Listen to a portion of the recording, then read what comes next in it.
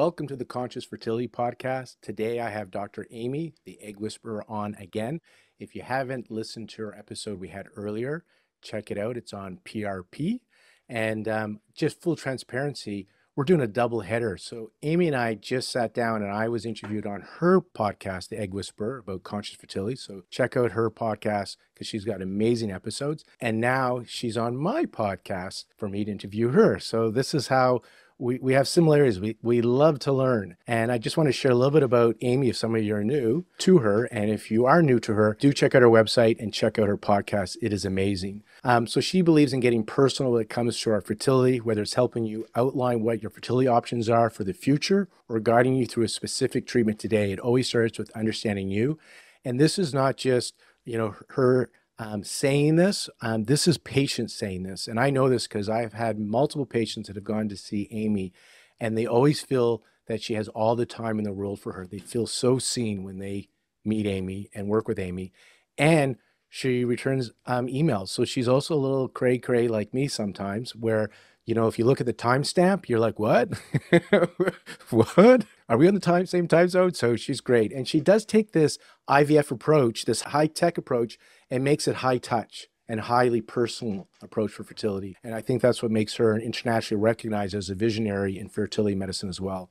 She offers hope when all hope feels lost. And again, people constantly tell me that's what they feel after they talk to you, Aimee. And the good news is thousands have had babies as a testament to her loving and positive approach that blankets the cutting edge of reproductive technology that she uses in her practice. Dr. Aimee, welcome back to the Conscious Fertility Podcast. Lorne, I am so happy to be here. I think you're the absolute best, and I learned so much from you. So I'm just so looking forward to our conversation. Thank you. And the feeling is mutual. The last time we were on, we talked about, optimizing egg quality, and we touched on, we went deep into, we'll touch on it today, the TUSHY Method, the BALLS Method, PRP Method. So I kind of want to review that. But just so our listeners know, my emphasis today is I want to talk about this drug called Rapamycin. And I don't even know if you know this, but in our interview before, we had a good 5-minute spiel on Rapamycin, but I edited out of that version because I was like, oh, people are going to run and want this drug and we need more time to discuss it. So that's what I want to do today is I want to discuss another modality or tool or opportunity that may help women. So that's my intention for wanting to get you back on to do a deeper dive. I find that you're special and unique as a reproductive endocrinologist who has invested in knowing about acupuncture and low-level laser therapy, mind-body work, just anything that's available out there, that you've done that. And that's kind of unique for an REI. So thank you for doing that. Of course. And I would like you to share a little bit about your TUSHY method and BALLS method so people kind of are aware of what's available to them to help them on their journey to grow their families. Absolutely. So one of my many sayings is that unexplained fertility is truly untested, and every single person has a diagnosis. It just hasn't been explained to you.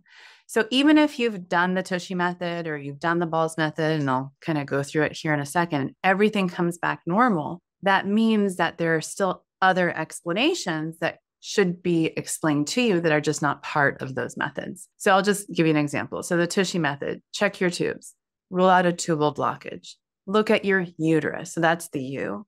Look at the sperm.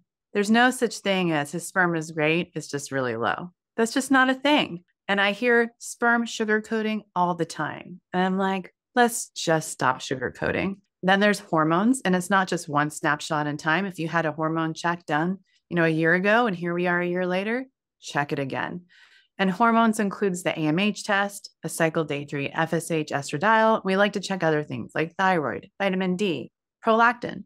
And then the Y is your genetics, chromosome analysis, carrier screening. And I wish we could do whole genome screening, looking at all the fertility genes, because when it comes to the unexplained, that is almost always in our genes. So for example, if you're, let's say, 32 years old, you're doing IVF and you're not growing embryos, but everything is quote unquote normal, it's usually due to a gene that we're just not able to test you for, unfortunately. But I think the day will come where we'll be able to do these kinds of tests. The day is just not today, but we're getting there. I refer my patients to Megan Doyle from DNAID, DNAIDEE.com, and she can do these kinds of tests in patients in Canada. She's actually in Canada and she's amazing. So the BOSS method is the guy's side of things. So it's looking at background genetics. And the two tests that I do are sperm DNA fragmentation. And then there's also a DNA methylation test, not quite a genetic test. And we also look at Y chromosome microdeletion in guys, chromosome testing, and carrier screening as well. We look at the anatomy. Don't Google image varicocele. You're just going to see a bunch of saggy balls. Yeah, I like to be funny too at the same time, Lorne. You are funny. I Comedy is your side gig. I made the mistake of Googling varicocele, not saggy balls. And I was like, oh my God, I cannot unsee that. I'm just warning everybody. But so a good reproductive urologist can check that out. Looking at labs like testosterone is important for guys, thinking about lifestyle and how much bad food you're eating, processed foods, how much you're drinking, how much weight you've gained, and then talk about sex and supplements. So that's kind of all part of my process when it comes to, looking at people who want to become parents and what I can do to fix things so that they don't need my help. So that's always my goal. And it sounds weird. It's like, what? Aren't you an IVF doctor? I'm like, no, I really want you to get pregnant without my help. Like, that's really my goal at the end of the day. And if I can fix things that are outside my office, then when you come in, maybe my job will be a little bit easier.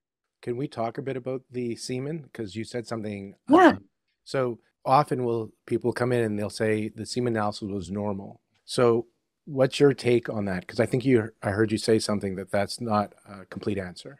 Yeah. Well, the saying, you can't judge a book by its cover. Just because the sperm are swimming doesn't mean they're amazing, right? So we do some extra tests. So sperm DNA fragmentation and methylation tell us a little bit more about whether you have the ability to conceive naturally, or every pregnancy is natural in my world, but at home, for example, versus you really need IVF to help with fertilization and embryo growth and development. So that's how I use those tests. So let's say someone has a normal semen analysis. They've done 6 IUIs. I can't figure out what's going on. But one of these tests will tell us if it makes sense to move on from IUI and go right into IVF. Follow-up question on this. If somebody has DNA fragmentation issues, often they would do IVF, right? And they'll say IVF will bypass that so you can get pregnant. The question I have is, if it's a DNA frag issue, then IVF in my head, shouldn't work either. So I'm always thinking that something must be walking alongside the DNA fragmentation, that it's preventing people to get pregnant naturally or with IUI needing to do ICSI. Exactly. So we ask, why is the sperm DNA fragmentation high? What can we do to fix it so we can make it better? So again, you can get pregnant without my help.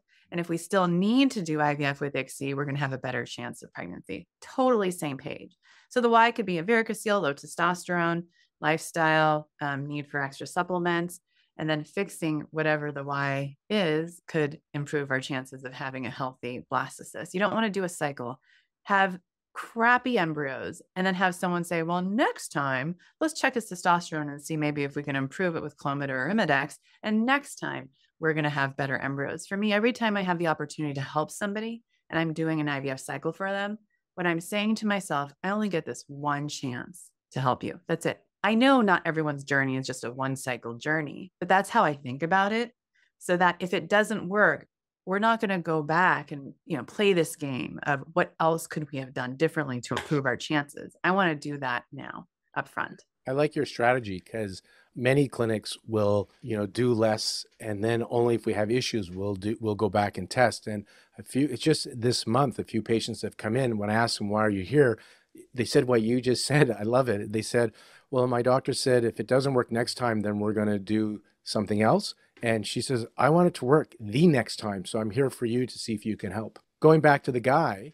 So if there's some issues with the guy, because I always say, and it's just clinical experience, so this is not the research, understanding guy physiology and clinical experience, I say guys are easy to treat. Most cases, diet, lifestyle, supplements. They just don't show up. So that's what makes them hard to treat. Mm-hmm. Yeah. And frequent ejaculation decreases sperm DNA fragmentation. So guys have a hard job, pun intended.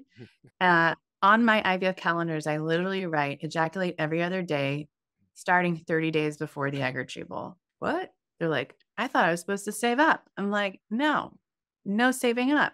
And I just literally have t-shirts made, baseball caps, frequent ejaculation equals lower sperm DNA fragmentation and better quality embryos. So just do the work. So that's part of my process to prepare sperm for an egg retrieval. I'm just thinking, those that have been married a few years are like, yes. Those who've been married for 7 or more years are like, what? Seriously. And sex is safe. Sex is literally safe during this process. Yeah. It's a spiritual journey, as you and I both know. And when you're hopped up on drugs, especially IVF medications, sometimes you want to get a little frisky, and it's okay. And do you like antioxidant therapy for guys then? Is that part of your I approach? do. I do. So I recommend, I have a bunch of things I recommend. I don't have any brand allegiance, but I usually recommend fish oil, vitamin D, CoQ10, Conception XR, and True Niagen for guys. That's perfect. And then let's talk a little bit about, because it's not common that all fertility clinics are using PRP, but you are. So can you just share a little bit about what that is and what you're seeing in your practice? And then we'll go into the rapamycin and why you're taking it. Definitely. So PRP is my way of giving your ovaries a facial. If you've gotten a facial, sometimes you leave and you're like, oh, that was amazing. I look so good. Doesn't happen to everybody. For some people, they get a facial and they're like, I didn't really see a difference. And that's kind of what we see with PRP. It's basically like an egg retrieval procedure.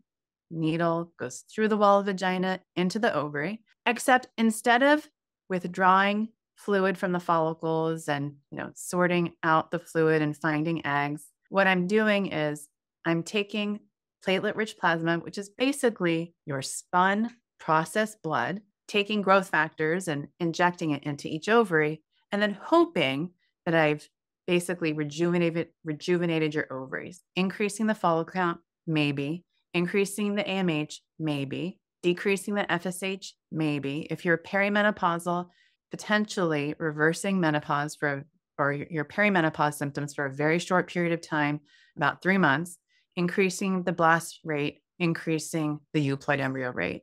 So I just had a call last night with the patient. She did 2 cycles of IVF, not a single euploid blast. She's over 40. She did ovarian PRP with me.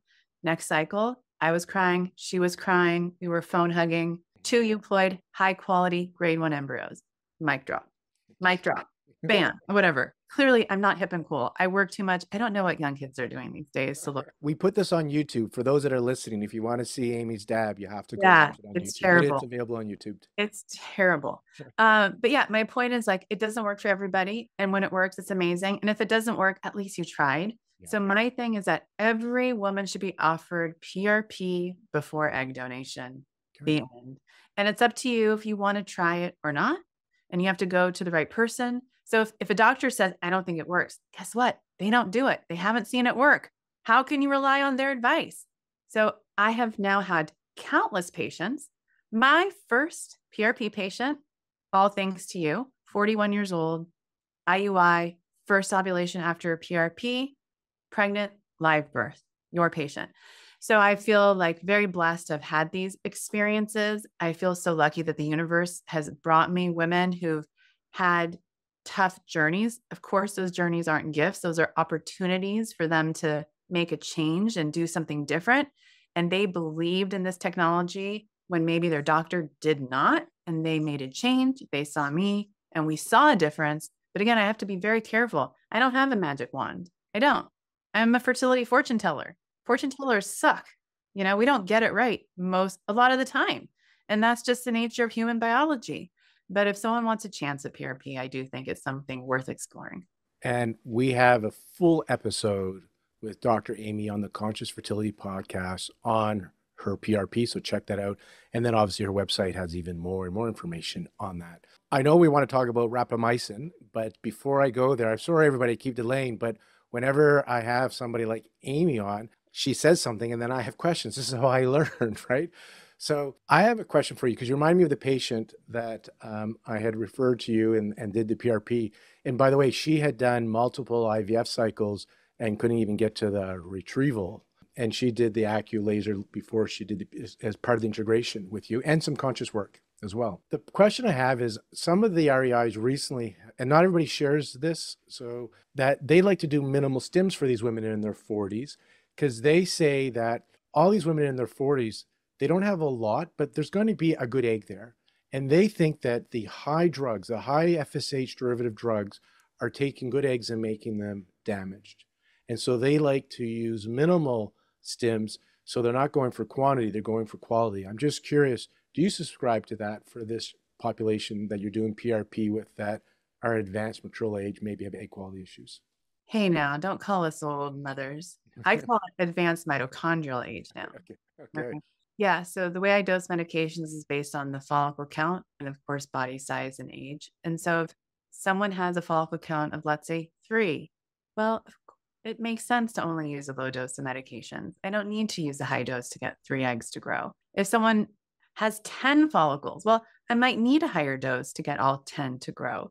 But I don't try and get 3 if someone has 10.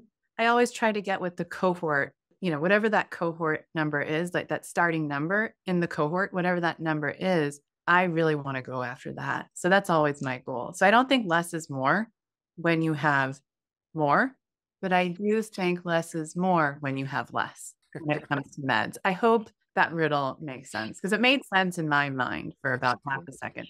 Thank you. And maybe, because I know you like to learn, as do I.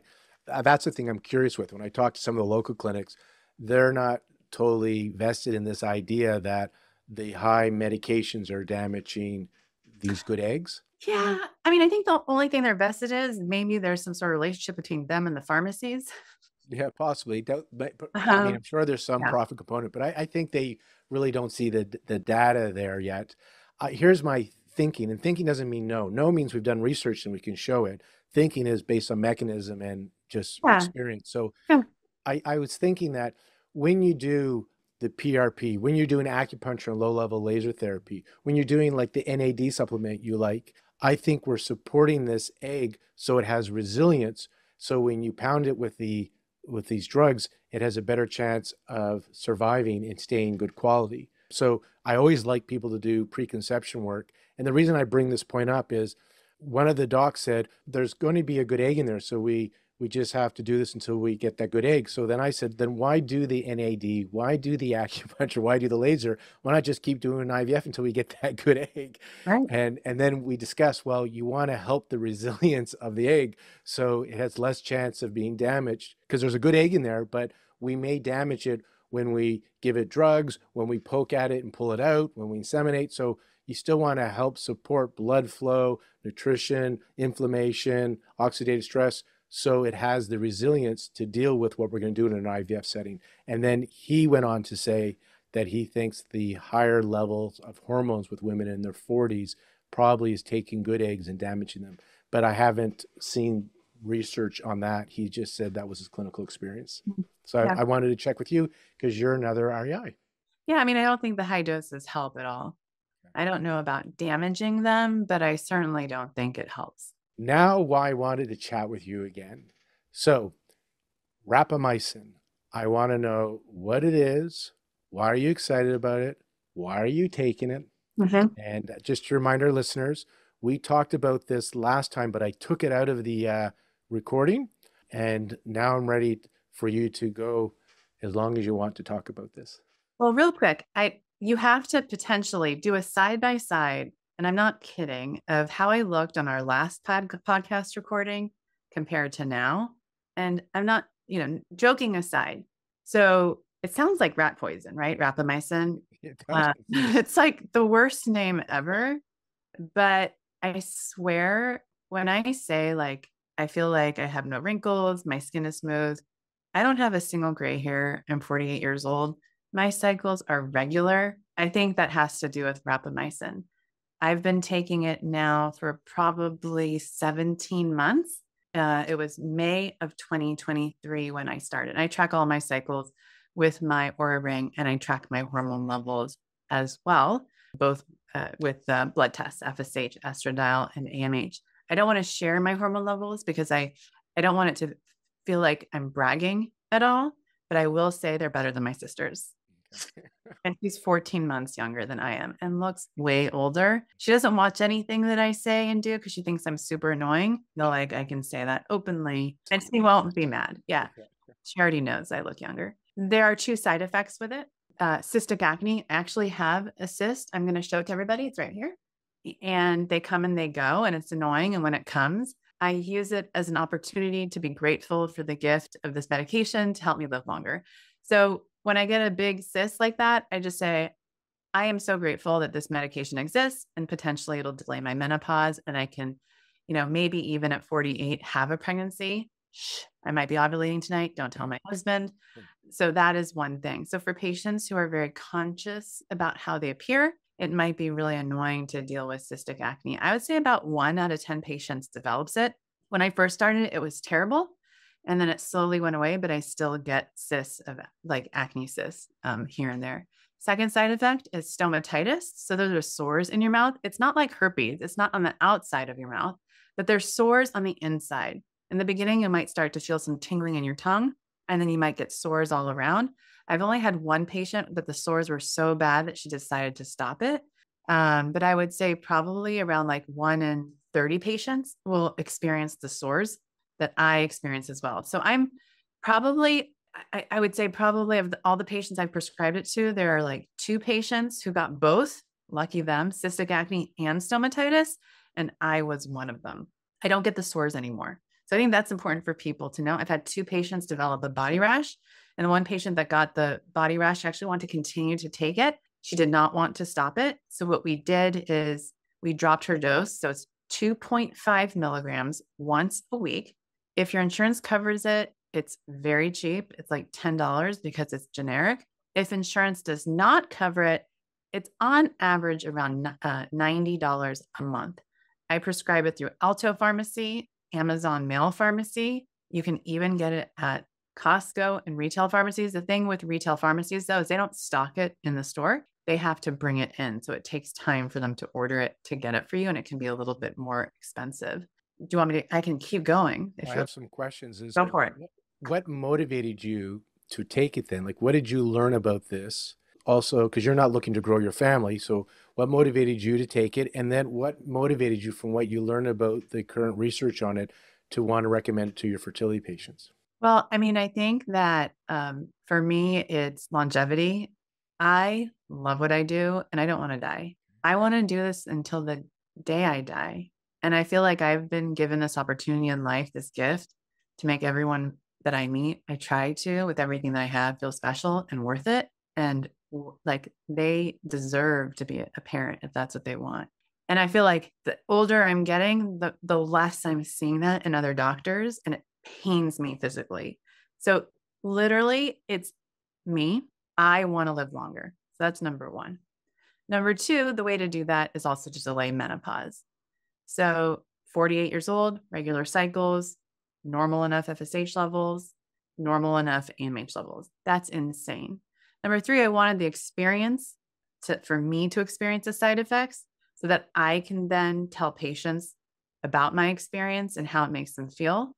And then once I got to that point, then I felt comfortable prescribing to a patient who, let's say, are menopausal. I've seen patients who are completely menopausal start ovulating again. And then now prescribing it to patients who are not menopausal, but going through treatment and haven't had good results yet. And now I've also been giving it to patients who are trying naturally and also who are going through IVF. So now there's enough research out there that I feel comfortable prescribing it to people going through IVF. Before, like a year ago, I was prescribing it to menopausal women to see if it could reverse their menopause and they can start ovulating again. But I was telling all of them not to try to get pregnant because I didn't know enough at the time. And I don't want anyone to listen to anything that I'm saying right now and to for 1 second think that this is medical advice, because it is not. It is so important for you to talk to your own physician about whether this drug is appropriate for you or not before taking it. But that's kind of my rapamycin journey. And also, I want to marry a younger man. So I do not give it to my husband, and he's older. If I start to look younger and he dies first, we have a really good insurance policy out on each other.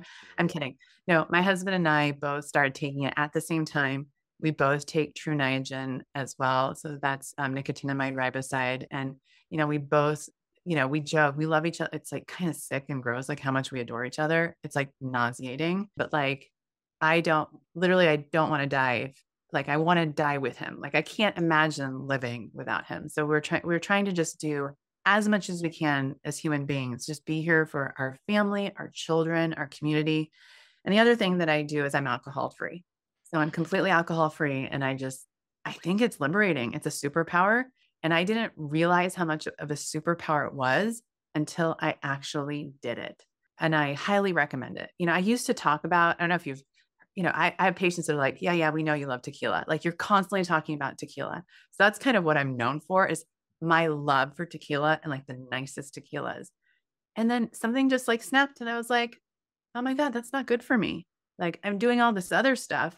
Why would I keep drinking? And I think it was hard because I'm such a social person. I'm extroverted. Like I love my friends, and drinking is part of those relationships. But now I've learned how to still be, a part of those relationships and be alcohol free. And so that's also something that I hope people will learn from and be able to say, I can do that too, and not be ashamed to say it out loud, because it's really funny what happens when you don't drink. People think that there's one, something wrong with you, two, that you have an alcohol issue, and then they think that you're not going to have as much fun as they're having. And so I just am here to tell you, you can have just as much fun being alcohol free with your friends who are drinking, and you get to make fun of them and like videotape them and the stupid shit they say and remind them about it later. There you go. I just need to pause because I need to drink my tequila. Yes. I'm an infrequent drinker myself. Yeah. Question about your rapamycin again then. You took it because you didn't want your husband to have an upgrade because he was looking younger and healthier, so he wanted to compete and stay in the relationship. Yes. Get that part? Definitely. Yeah. Always. I wake up in the morning whispering to him, you're so lucky to be married. Every day. First thing. Can you talk a little bit about what happened in the mice study? For sure. As soon as I saw some, I get Google alerts about everything. And I got this Google alert about this drug that might reverse menopause. I was like, oh my God, I need that. I need that drug right now. And they're like, it's only in animals. I'm like, I don't care. People are taking it already in the anti-aging world. I'll just take it. No big deal. And then I started doing a search on Reddit. You can find anything on Reddit. And there were already people, this is over a year ago, there were already people describing their experiences taking it on Reddit for, basically delaying menopause. And then I felt more comfortable taking it myself because, when you think about aging, I like to think about it as healthy aging. What can I do to promote healthy aging? Because aging is a normal part of life. So is menopause. But typically when you think of aging, you think of people that are old, like in their 80s. You don't think of someone who is old who wants to support healthy aging. You don't think of that person being in their 40s, but like this age is, I think, the best age to do it. Whether you should take it 3 months a year, all year long, no one really knows. And it hasn't really been around that long for us to know like how long it'll delay menopause for. I don't know. I mean, I'm 48. Average age of menopause is 51. Who knows? Maybe I'll still go into menopause at 50, 51. We won't really know until we get there. But I already know that my sister, we're very similar, is already perimenopausal and is experiencing hot flashes, all the things. And I haven't had a single hot flash or missed period. And in that mouse study, Mm-hmm. they had shared that it delayed how many follicles they were releasing. So that was helping with ovarian reserve. And the menopausal mice started having pups. That was the other thing. They had pups later in life. Oh my God, I know. And so I was like, my average patient is 42. My practice is aging as society is waiting longer to have a baby, like women, everyone in society. So like, I predict our kids aren't going to have kids until they're 50. And so they're going to want to use their own DNA and not donor eggs. And I don't know if we're ever going to be able to do a skin biopsy and convert that into an egg and sperm. Maybe by the time they're 50, that's going to be how people have babies. But until then, I feel like this drug might be something that could really help my patients who are in their 40s who still want a chance at their own DNA. And remind everybody, this is not medical advice. This is information. And then you can go talk to your physician about whether it's the right drug for you. Consider this completely anecdotal. And your doctor might say, Dr. Aimee is crazy. And that's fine. And I accept that as a compliment. I'm crazy about helping people as much as I can. And I'm obsessed with finding new tools and solutions for people that they didn't think of. So if I'm the first doctor, and I am the first doctor in the United States to prescribe rapamycin for their patients, I know other doctors are going to start doing it too. And it's just going to be like this trend, and more people are going to have the experience. They're going to publish their papers on it. And hopefully it's something that's going to be accessible to other people very soon. And you mentioned how long to stay on it. So how are you on it continuously, or do you take breaks from it? I'm on it continuously. So I haven't taken any breaks. And I also feel like it helped me. That's why I brought up, pull up the last episode and do a side by side of how I looked then and how I looked now. So I feel like body size wise, shape, weight, I started taking it. I started losing weight. I've had other patients also say that they've lost weight on it and really made few changes with their lifestyle. I mean, I think alcohol free for me was also part of that too. Yeah. But that's been more recent compared to when I started rapamycin. And also with rapamycin, I lift weights now to build muscle because one of the side effects is losing muscle mass. So I actually do weights and squats and all that kind of stuff Sounds too. like Ozempic. Yes. Right. Right. I mean, you can take the rapamycin. I mean, it's all part of your anti-aging, losing weight, healthy aging. Yeah. A little metformin in there. Mm-hmm. And so the main side effects you have noticed in your patients are the mouth sores and some acne, but Yeah. I don't see the acne. You don't have the mouth sores. So I have a high def camera on. I absolutely do. And I have 10 layers of makeup. Like, I'm actually not joking. So for me, the acne is pretty serious. And I'm very sensitive to acne meds like doxycycline, which is something that you can easily take to treat the cystic acne. So I just write it out and just put makeup on. But it is something that can be distressing for somebody who's not used to having zits. it won't work its way through. Like, as long as you're on it, they could have those symptoms. It'll get better over time. Okay. So like the stomatitis, when I first started having it, oh my God, it was so painful to have those sores in my mouth. Slowly they went away. And now like I'll rarely feel like a tingling in my mouth, like when I first take my dose for the week. And then the cystic acne, it's not like it was before. Full breakout. I mean, I used to have cysts in my face that were so painful, like they would throb at night. And I warn people about that because I don't want you to take it and not realize that that could happen and then get really pissed off that, I prescribe something that would cause that for you. So I prepare people well in advance. And I basically tell them like, this is what you could expect.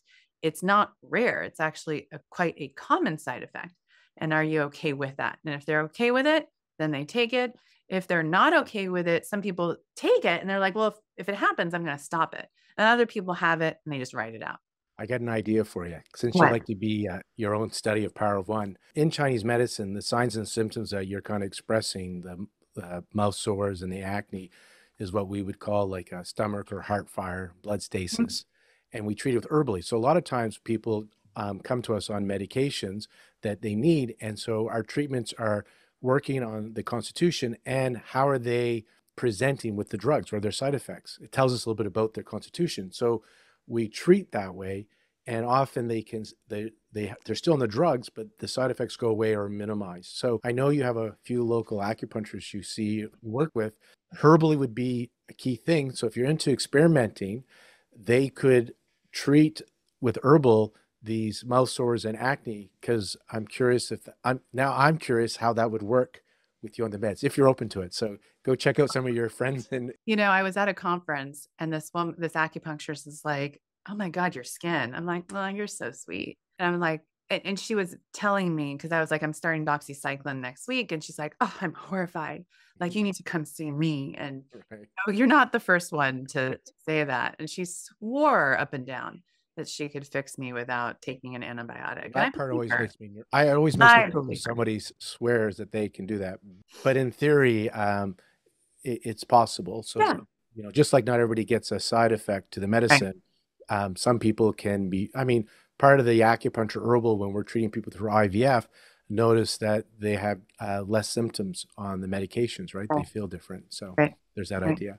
Right. And so there's not a human study, but just anecdotally, people have been doing it in the anti-aging world. So that's where you're hearing, or is there some human studies as well with this? Oh, there are human studies. I mean, it's FDA approved for something totally different. What is it approved for? Prevention of fungal infections in kidney transplant patients. Okay. So like far removed from anti-aging, but people have been taking it for a long time in the anti-aging world. It's not new in that world, just fairly new in the IVF world, with studies now coming out about patients who, they've taken a group of patients, they didn't take the medication, they failed IVF, and they put them on the medication, and then they did so much better.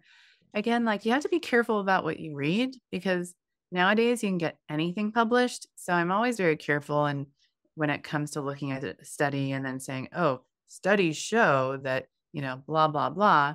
The reality is there's some evidence that maybe it'll help. And now that I've been giving it to my IVF patients, I have seen some extremely impressive results, not in everybody, but I've had some cases where I'm like, wow, this drug has made a big difference in how they respond to medications, the number of eggs that they grew. And so I would say the jury's still out in terms of like how beneficial it could be for IVF patients, but I keep a list of the number of patients that I have on it.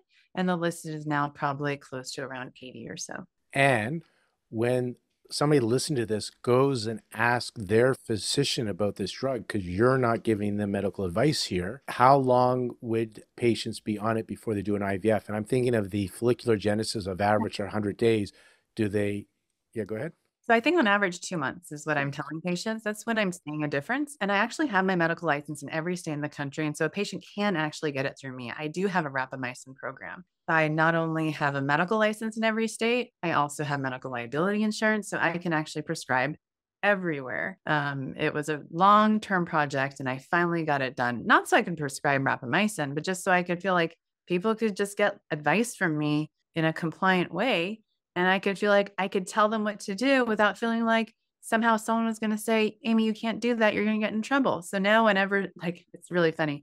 Let's say when a pharmacist calls me from Hawaii and they say like, you can't order this medication. You don't have a license in Hawaii. I'm like, actually look it up. This is my Hawaii license number. So you pay a lot of dues and malpractice. It's in, I won't tell you how much it will talk about how much it was. Yeah, off camera, but yeah. No, literally, it's insane. And like, because I have to renew my license in every state every 1 to 2 years. Yeah. And it's over $1,000 per state. And so clearly I'm not doing this for the money. Yeah. Clearly. Yeah. Clearly I'm doing this because I want to help as many people as possible. It's not going to pay off at all. So we talked a little bit about PRP and the TUSHY method and Ball's method, and you have a Rapamycin method as well, or program, and people can contact you through your website. Is that the best way to reach you? And how else can they find you? Instagram, the Egg Whisperer Show on YouTube, my IVF classes. So I have eggwhispererschool.com. I do a class 1 to 2 a month. And this is a way for patients who cannot see me because of proximity or cost, can't see me personally as a patient, but they want to learn from me, share their story with me, ask me questions in a live Q&A fashion. Like, this is a super easy way of engaging with me. Do you have anything else you want to share? As this is our part 2 of our conversation, remind everybody, really check out the episode on PRP on our previous episode, and I'll put that in the show notes. And then check out, I mean, you got so much on your website, Egg Whisperer. And we also had a fun chat about laser therapy once upon a time on your show as well. Yeah, so the end was, and anything else that you're like, hey, I want the listeners to hear this. I'm going to actually quote you. Are you ready? Small action leads to massive results. Kiss your ovaries, kiss your uterus, set your goal, feel it, believe it, and be present. And think of things as happening to you, not happening to you, but for you. And so I'm leaving your listeners with things that I've learned from you today, because you are such a gift. Well, thank you very much. And the quote that Aimee's talking about, if you want to know what the hell is that about, you have to go to the Egg Whisperer show and listen to the episode she interviewed me, where we go into much more detail on that. See, we like to learn from each other, and that's why I enjoy. You're a learner. What's that quote? Live like you're going to die tomorrow. Learn like you're going to live forever. Right? The fuck out of your DM, man. Yeah. So you're doing it. And you're playful. When I set the attention, when I do conscious work, it says that this work will be simple, powerful, effective, and playful. So it's playful. And I like that about you as well, because this is can be a very challenging journey for people, a lot of stress and trauma. And I know you know how to hold the space, but you're also able to be playful about it as well, which we need. It's important for the soul to be playful. You and I both know we're here for a very short period of time in this world. So we get to choose how we want to live this life. It's not for other people, it's for ourselves. So it's a lot more fun if you live it in a playful way. Thank you for being you. Thank you for being the kind of REI that you are and showing up today to share on the Conscious Fertility Podcast. One more time, reminding our listeners that check out Aimee's Egg Whisperer show and her website and her IG channel. Lots of information there for you. Dr. Aimee, thank you so much. Thank you, Lorne. You're the best.